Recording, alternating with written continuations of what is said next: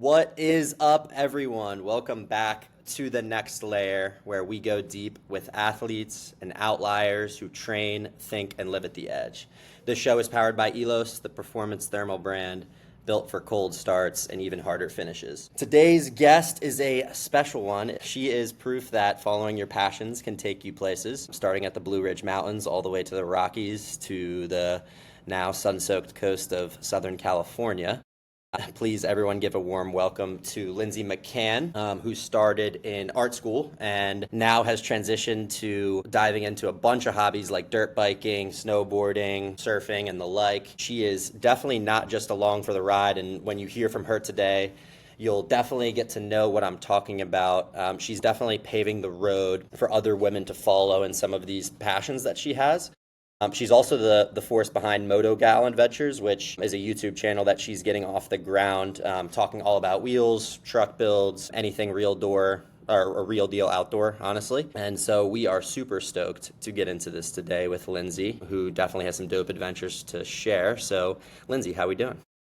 Good. Thank you so much for that intro. That was one heck of one. This is the second or third time that I've gotten props on my intro. I do stay up very late working on this. I just want you to know Wow. that. I can tell. Yeah, it's paying off. Good, good. Well, Nice. I awesome. So, appreciate that.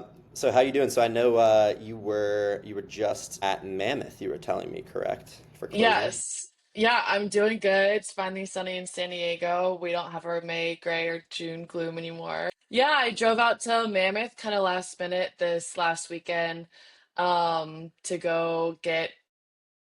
go snowboard on the last day. Um, and then booked it all the way back yesterday. So it's like it's not close by. It's like a 7 hour drive. So really like trekked it out there. I wasn't sure if I was gonna go, but I'm glad I did. It was sick. Conditions were pretty bad, but it was just cool to like be out there and be with friends, and it's just like a good time. Yeah, I'm always curious because I've seen videos recent, like every year, honestly, about like this like warm weather tank top snowboarding. What is that experience like? Because I can imagine it's crazy. Yeah, Uh, it is. It's weird to get dressed when it's like sunny or put like your ski clothes on and it's sunny out and you're sweating. It doesn't feel right. Yeah, Like some people will wear like they'll go like shirtless or yeah, not wear that much covering, but I don't like to do that because if you fall, it really hurts. It's basically like a rug burn, so I try at least wear long sleeves, but yeah, it's cool to like not have to wear like 6 layers to go snowboarding. yeah. I think I was looking at something. I forget where it was, but was it like it was like when you finish the bottom, there's like a water pit or something? Was that Oh also where yeah. you were? Yeah. Yeah, so it's called a pond scam. They didn't have an official one. Some resorts they'll have official pond scams Yeah, where people can well I had one earlier in the season, but not that's yesterday. it. Yeah, you can dress up in costumes and it's a competition and you can like win, I guess, based off of either like biggest splash or if you make it all the way to the end. Yeah, But yeah, I had some friends that were doing like their own versions of that and just tiny little ponds that had like come about on the resort. But yeah, I didn't partake. I don't want to get sopping wet in my snowboard boots no, that or sounds my like a clothes. nightmare. That sounds like a nightmare of the rest of the day if you do that, to be Yeah, honest. it Um, is. well, And that's it's that's freezing awesome. cold. Yeah, that too. Well, that's awesome. Well, cool. So, yeah, like I said, really cool story. So we'll kind of dive into it. So, can you talk a little bit for the audience just about growing up in Virginia, as my intro said, the Blue Ridge Mountains, and like Mhm. your first introduction to snowboarding and surfing and some of these outdoor activities, and then how you kind of got into dirt biking as well, because I think that's a little bit more out there and obscure than we've Yeah. heard from some of our other guests as well. Definitely, yeah. So I learned all those sports. I was fortunate enough to date someone who was like dedicated to teaching me how to do those things. He was like, I'm gonna make you the coolest girlfriend ever. And I agreed. And so yeah, I was just really lucky in that sense because I didn't come from a family that did any of those sports. And so I think it's like, I don't know how else you get into doing those unless you have friends that are in it and like dedicated to teaching you, or somehow teach yourself and kind of push through that initial like sort of learning curve to get to that point. So I learned how to surf in the Outer Banks. And then I had some friends that like owned some farms and dirt bikes as well. And so we would just like hang out on the weekends and just go like putt around on dirt bikes. Like shockingly, Virginia does have some ski resorts, so they're pretty small. You can get down the hill in like 30 seconds. But that's where we went. Pretty icy conditions, but I think that kind of is a good way to learn because you learn your edges really well and can Yeah. see like what point, you'll start slipping out or just a lot of edge control. So I think that can really lay a good groundwork for learning how to ski or snowboard. But that's where how I learned how to do all those sports. And then that relationship didn't last, but like I fell in love with those sports and stuck with them. And then I was fortunate enough to have a friend group from Virginia Tech, which is where I transferred to after going to art school, Okay. that all had the same love for snowboarding. And so we ended up moving out to Colorado, and just snowboarding all the time. And so that's really like where I honed in those skills and got a lot better. Just, yeah, having a solid crew and group to go with really like, yeah, helped me Yeah. get better. That's important for sure, because like at the end of the day, when you're getting into it, like before you take it seriously and go like multiple times a year or whatever, like Mhm. you gotta fall in love with it at some point. But also, firstly, do not crap on East Coast skiing, because I have some crappy PA mountains that I go to, so it does the job. It does the job. It is Yeah, not they're not marketed, but it does the job. It does the job, and it got you into snowboarding as well. So totally. you do Yeah. owe some credit. You do have some 100%. credit. Yeah. Sorry, I'm not trying to No, I'm crap on kidding. them I'm by kidding. any means, I'm but kidding. they are a tad bit icier than the West Coast. Yeah, just a little bit. Just a little bit. Not Yeah. great pal, but that's a whole other conversation. Yeah. No, so really interesting. So what was it about? Like I know you got introed through other people, but what was it about some of these things like snowboarding and surfing that really hooked you? Like if you can pinpoint one or two things that really hooked you into this lifestyle, what was it? Yeah. I was actually thinking about that today, and I feel like there's kind of two parts to it, two simple parts where one, I think that stuff is just cool. And then two, I would consider myself an adrenaline junkie. And so I think that's what really drew me into doing these sports. Like I would see other people doing them and be like, I want to be that person. Like I'm gonna make it happen. And when I set my mind to something, nothing can deter me from it. Like I'm gonna figure out how to make it happen one way or another. And so I think just having that determination and that interest and appeal to those things is what kind of like kept me sticking to it. For sure. And I think also, sorry to cut you off, but I would say the No, you're good. community as well. I think having something so fun, like having my friend group centralized around that sport, I think also kept me in it as well.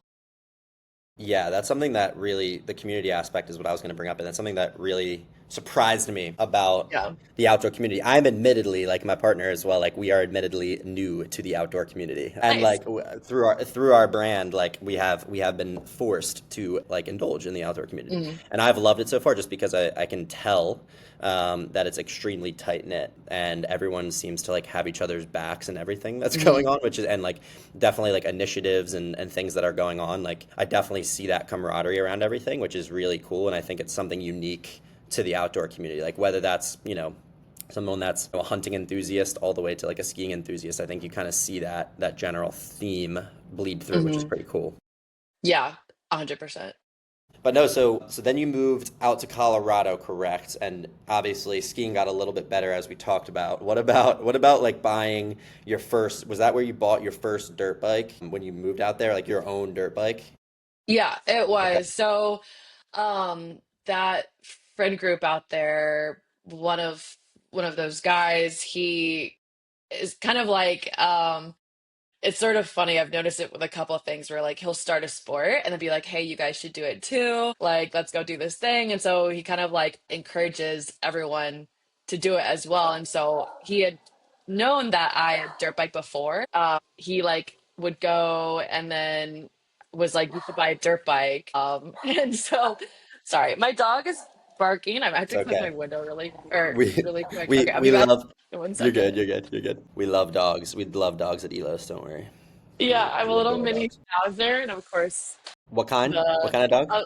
a, a miniature schnauzer. Oh, okay. Yeah, and of course the maintenance people are here. So he's barking at that. But Did you take him to the mountains? I did, yeah. He always goes with me and he absolutely loves it. Really? That's funny. Yeah. But yeah, so it's just like that one friend that sort of gets us onto these sports that he starts. And so yeah, he had known that I'd gone dirt biking before in Virginia. And so yeah, he was like, you should buy a dirt bike. And I was like, um, I never thought I would own one, and so that just sort of like what got me into it. And then more of like our girlfriends would buy or would go with us, and then they also bought dirt bikes. So it's just kind of like a gradual, um, I guess, yeah, a gradual thing that happened over time. Right, right. Interesting.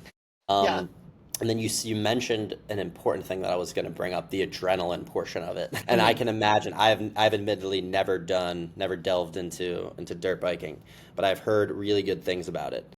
Hmm. Now, I know that there's like levels, like you can compete, correct? Like I know one of my buddies Yes. competes in dirt biking. Has that ever Yeah. crossed your mind that you might get into one day?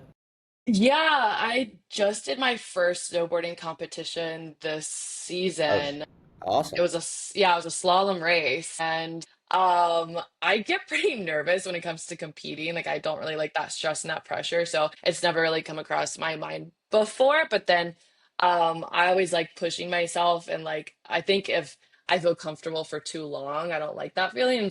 I think this would be so cool to like participate in this competition and just kind of see what happens and where it goes. And I ended up getting third place, which was so cool. And Boom. so that feeling, I was like, that's insane. And so I was like, Yeah. maybe I should start thinking about doing that with like dirt biking. And so, yeah, the thoughts there. We'll see. I mean, I'm not anything crazy good, but like, I feel like I could manage. And I feel like it would be just cool to have that experience and kind of dive deeper, I think, into that community, especially with other women within that sport, because it's pretty rare to be around that many other women who also do like these same sports as me. Right, So for sure, for sure. So what, yeah. real quick, where was the competition, the snowboarding competition? Was this when you were in Colorado as well? This was in Mammoth, yeah. This was at Mammoth. So Okay, okay. it was like a couple of months ago when I was there. My friend just like brought it up to me. He was like, "Hey, this organization's doing a slalom race. You should sign up." And I was like, "I don't know." Like, and I was like, "I'm gonna regret not doing it. Like I should just see like if it'll go well." And then yeah, it went better than expected. That's awesome. That's really Yeah. cool. That's really cool. See, you gotta say yes to things in life. Yeah. That's the summary. You gotta say yeah. I Yeah. think you're the biggest yes person I've met so far. I think all of these stories are. Wow. I just said yes. That's kind of how they all started, right? Yeah, Like I just said, right? someone said, let's do this. All right, cool, let's do it. Which Yeah. is a cool way to live. It's a really cool way to live. Yeah, no, I agree. And that is something that I've been trying to do more recently. I kind of have like, I go through sort of just phases in life, but I kind of went through one where I really stopped doing a lot. And I think there's just kind of like, like stuff going on in my life that I think that affected that. But I recently, that's been one of my things I've been trying to get back into is just saying yes to more things. So it just like brought me here. I think that's a superpower that can pull people out of things that you don't even realize sometimes. Yeah. Especially if you Yeah. surround yourself with people that are good people and that you should be around and want to be around. Like Hmm. just saying yes to those people usually takes you a long way, for sure. Yeah, definitely. Well, cool. So now you mentioned so you live in Colorado. So what was the reason for the move out of Colorado? Was it a job? Yeah, so I actually wanted to originally move to California from Virginia, but I couldn't get a job. Like no one wanted to hire me because I was all the way on the opposite coast, which I understand because I had the friends from Virginia Tech from like the ski and snowboard club that already lived out in Colorado, and I knew I loved snowboarding. I was like, well, I'll just see if there's any jobs and apply to some. And the first one I applied to, I ended up getting it. So I was like, okay, well, I guess I'm moving out to Colorado. And then lived there for 2 years and then visited San Diego for the first time ever after like when I was living out there because it's kind of like this whole domino effect. Like after college, I went and did this work exchange program in Costa Rica for a month. And I met these people from San Diego. And so the first time I went out to San Diego was to visit them. And then when I visited out here, I just absolutely fell in love with it. And then I ended up dating someone who who I met out here, and then lost my job during COVID in Colorado. Then I was like, okay, well, I'll go hang out in San Diego Time. for a bit. Yeah, and then that just ended up me talking to some people that were hiring for a job out here, and then I ended up getting that job, and I was like, okay, I guess I'm moving to San Diego. Boom. Yeah, that's awesome. Yeah, That's really cool. thanks. Yes. Um, so in general, like one of the things that I'm really curious about too is like obviously starting social media. I think you have an interesting story about this because I feel like once you started picking up these hobbies mixed with your art school background, it was almost Mhm. inevitable that you got into content in some capacity. Yeah. How can you speak a little bit to how that kind of came to be? Sure. Yeah. So well, I have always been into photography, and I think that just like transitioned pretty easily and just posting on social media. And so I don't post as much as I used to. I think because just the algorithm, it likes video content. I like more just like photography. But like when I was posting it a lot, I guess I've always felt it as like a creative outlet and just sharing like my passion for those hobbies that I have. But I think also using it as a platform to be like, hey, women can be in this space too, especially like I feel like with snowboarding, surfing, and dirt biking, it's a very male dominated like sports. And so I also wanted to like use that as a platform to inspire other women and show that we can be there and do these sports as well. So just yeah, using it as a creative outlet, but also as a platform to inspire um yeah, other women to do those things too. Yeah, diving, I was very curious about this. So diving into a little bit like one of the deeper questions I had, not too deep, but basically it's a who are you speaking to when you make content question. I love asking content creators this because I feel like when you get into it, and I'm not sure how long have you been doing like creating content on Instagram? I mean a while now. I think I really got into it when I was living in Colorado. When did I move out there? That was 20 I was like 2015. No, that's too long. It was like 2019, 2020. Gotcha, gotcha. I guess like 5, 6 years. Yeah. Right, right. And so like I feel like when people have been doing this for such a long time, it's really interesting to like obviously you can kind of see from Instagram who your audience is, but like really Mhm. like that sometimes might not be who you're making content for, and that doesn't necessarily even have to be a person. So who are you Mhm. trying to speak to when you make content? I think that's a pretty cool question. Yeah, I would say, like I guess kind of what I was talking about already. It's like other women who are wanting to get into these same sports or who are already um in them. I think like community within these areas. It's a really great space to be in. And so I think, yeah, attracting those people who are already in that space or like want to get into that space as well. Yeah, and then I don't know, anyone who's just like I just want to inspire, I guess, like anyone. It doesn't have to be like anyone specific, but yeah, or men or women could be either. Yeah, just people who want to break into those sports. Right, right. And that's awesome. And also we haven't mentioned, but we have to mention Tacomas as well. Yes. So again, I'm going to ask a very dumb question here because Okay. I am not into admittedly not in the pickup truck side of things either. So you're teaching Yeah, me no as worries. well. Okay. Um, but I know this was kind of the purpose of why you created your YouTube channel, right? To kind of educate around that niche, that idea, right? Yeah. Cool. So why Tacomas? First question, is that a different story or same story? So, I have to give a lot of credit to my friends again here, where I ended up buying a Tacoma because they were like, you should, that's what you should buy. Because initially I wanted to buy a Jeep Renegade, I think it was, because like, oh, Yeah. Jeep's cute, like it's kind of outdoorsy, I could go off-road in that.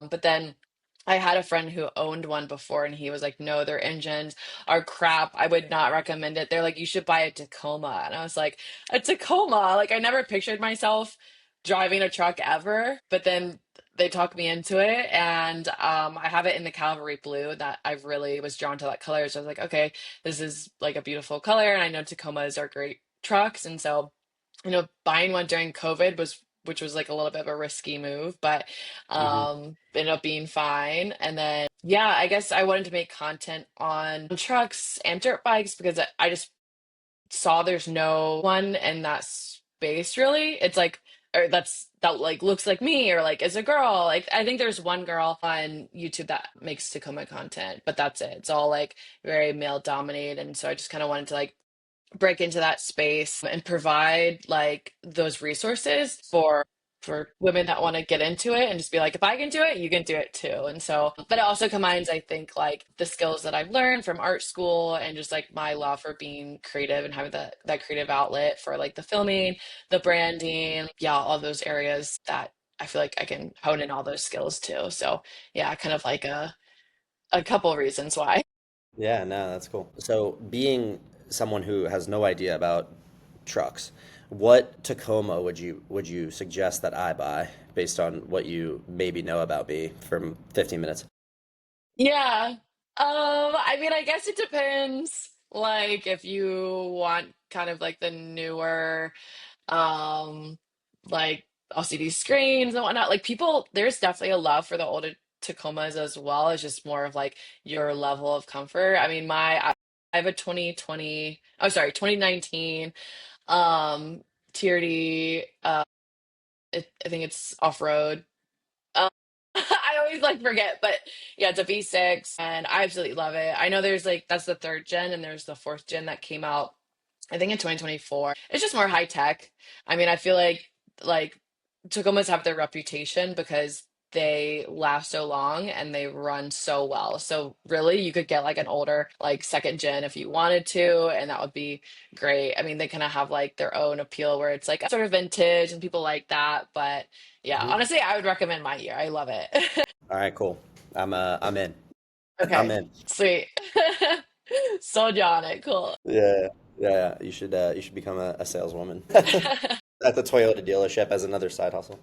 Right? I know. Ideally, like it would be cool. The pie in the sky vision for the YouTube would be Toyota like partnering with them. That would be pretty sweet. So yeah. That's awesome. Yeah, I was literally gonna ask that. Like, how do you see your channel evolving? Like, whether that's just like your social media presence on Instagram and stuff, or your YouTube. Like, how do you see your story evolving from a social standpoint?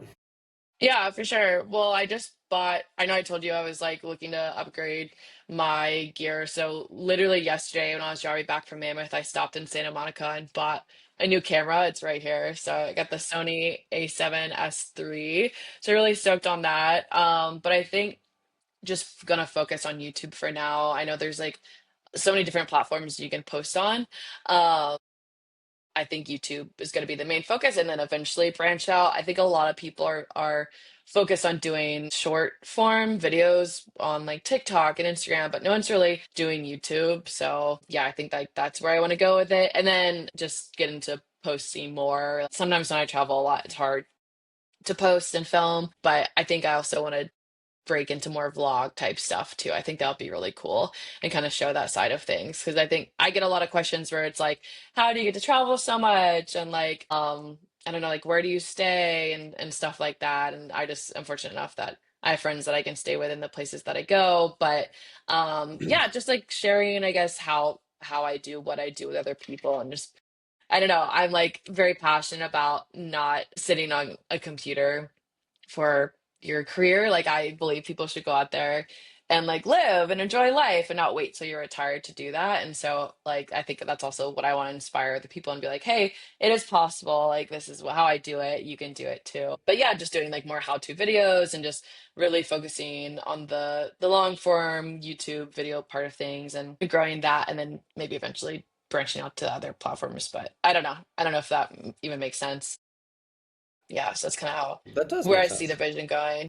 Yeah, it's awesome. That's awesome. No, I Yeah, think I thanks. think it's I think it's really really inspiring for a couple reasons. Like I kind of have let you I've let you speak mainly here just because I think what you have to say is really really cool and inspiring to a lot of different people and I think your message will reach a lot of different people, which is why I think you should definitely go on the vlog side just because I think there's a lot of people that yearn for what you're talking about there that Hmm. those like basically being able to have freedom and being able to do things and not just have to do a 9 to 5 the traditional way and sit at a desk and then wait for those vacations that may or may not come Right. in the summer months or the winter months or whatever if you're skiing. And so I think there's a lot of people that share that same thing, and then also on the same side like this niche that you're in where you Hmm. know, your mission is to inspire anyone really, but obviously in male dominated, you know, action sports, you being Hmm. kind of the face on the other side, I think that's really inspiring and cool. So again, like we will do our best to promote at Elos too. So we will definitely, you know, tag your socials and YouTube and all that kind of stuff after the episode. But I do have a couple more before we round this out. Yeah, of course. Quick lightning round of Okay. just questions and then one more to round it out. So, what's your favorite place that you've ever dirt biked or ski or snowboarded? Sorry, any favorite location for that? Yeah, I would say favorite place I've ever dirt biked is probably Moab. So, yeah, I was just there a couple weeks So, ago. yeah, you said that. Yeah, it's so dusty and dry, but you get like so like overheated from the side. But it's just beautiful. Like I haven't dirt biked in too many places, but I've dirt biked obviously in Virginia, in Colorado, out here in California. But I would say Moab takes the cake just because the views are so insane out there and there's such a variety of different trails. Like if you want something mellow, you could just go on like a flat Jeep trail. There's dunes out there too. There's rock climbs as well. And so Hmm. yeah, just like the variety. You don't really know what's gonna come up next on the trail. Right, right. Well, so what's on your bucket list for a trip, whether that be for dirt biking, snowboarding, or just anything else like that you haven't done yet? Yeah, I see a lot of really beautiful videos like up in Oregon, and just like in the woods, it just looks like really beautiful single track, um, up there, and so I think that would be a really cool spot to go, dirt bike, and then. Oh, I forgot to finish answering the last question. I would say my favorite, I've snowboarded in Oh yeah, I quite a forgot few about that. places. That's okay, but I would say my favorite is just Mammoth because I go up there so often, it feels like home to me. I have friends that are up there as well. And unlike Colorado, where you have to drive on I-70 if you live in Denver, like, and it takes 3 hours sometimes, you're like right next to the hill and Mammoth. I also like their park too. Yeah, so it's a lot of fun. And then, sorry, so for a bucket list place to snowboard, I would say in South America. Yeah, I've yeah. never been there or like out in Switzerland maybe. I've only snowboarded in the US and Canada. I haven't gone anywhere else. So I think maybe in like Chile or Argentina would be really sick. So I'm actually talking about to some friends maybe about possibly doing that, but we'll see. Yeah, you gotta let me know. For the dirt bike, I'm a little bit further away. I gotta buy the Tacoma and then I gotta get a dirt bike before I can join. But the snowboarding I can join a little bit earlier, I think. Yeah. Yeah, definitely. But no, so last one, I promise, and then we'll round this thing out. But You're good. we ask all our guests this. Really interested for your answer. So how would you define your next layer? So that could be like physically, mentally, or like anything. Obviously, you've kind of lived, I feel like a bunch of lives that we've talked about. So really, I Mhm. mean, the question is, what is your why, and what's, you know, your why moving forward, basically. Yeah, I would say my next layer definitely the YouTube stuff and just continuing pushing that. Yeah, like and just not being a perfectionist with it. I think sometimes I can think too much about something rather than doing. So I think just doing more actions up to the goals that I have rather than being like, yeah, I should do that and then not doing it. And then um I think surfing, honestly. I know everyone goes to Bali, but I've been dreaming of going, and just like doing some sort of long trip again. I do have a dog, so it is kind of hard sometimes. Thankfully, I can bring him on a lot of the travels that I do, but like if I go to Bali, it'd definitely be at least for like a month or something like that. So looking to do that. And then I think just, yeah, I like being active and physically fit, and sometimes like I can fall off of that as well. And so I think that's just like another goal of mine is to kind of get back on that, like a consistent sort of schedule with that. I get bored pretty quickly, so I have to kind of like keep it, change it up, like either go to the gym or I do class pass too. And so yeah, just like I don't know. I think you deserve to be like the best you can be, and so yeah, just like taking those steps to get to that point. Yeah, the action starts with buying a camera. So you already did half the work, I think. Yes. Yeah. Good. Good. Well, Lindsay, I really appreciate you hopping on. This was an awesome conversation. And as I mentioned, we will link all of her socials in the description of this podcast. So you guys all have access to that. On our side, go to elosthermal.com if you're interested in learning more. All of our socials are at elosthermal. But again, everyone, thank you for tuning in to the next layer where passion meets performance. Until next time, stay warm, stay sharp, push limits. Thanks, everyone. Thanks, Lindsay. Sweet. Thanks for having me.